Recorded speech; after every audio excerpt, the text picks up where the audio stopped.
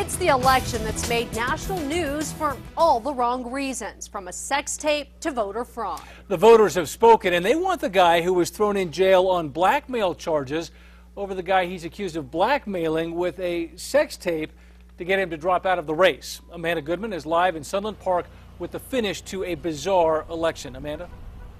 Yeah, it certainly was bizarre, you guys. The unofficial results show that Mayor Pro Tem Daniel Salinas won this election by fewer than 100 votes.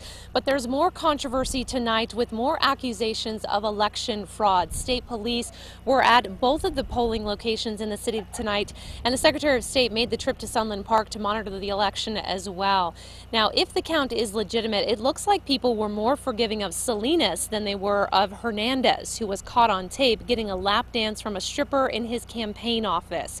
But Hernandez suspects the results are bogus, and he has more of a case tonight after state police arrested another city worker. She lives in El Paso but voted in the election. Another oddity, Hernandez earned more votes at the polls today, but Salinas scored 5 times as many early and absentee votes. Do you think that this has anything to do with the video that was released of you, the results, or do you think that this is something fishy going on or voter irregularities?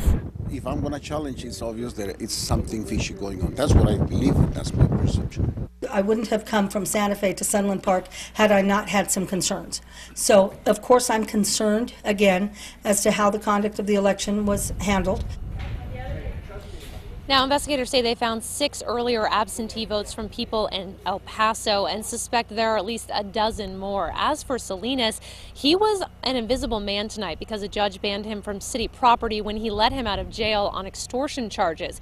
He could officially become mayor Friday and still be banned from City Hall. Now, if he's eventually convicted of that felony, he'd be booted from office by state law. Back to you. All right, Amanda, thank you very much.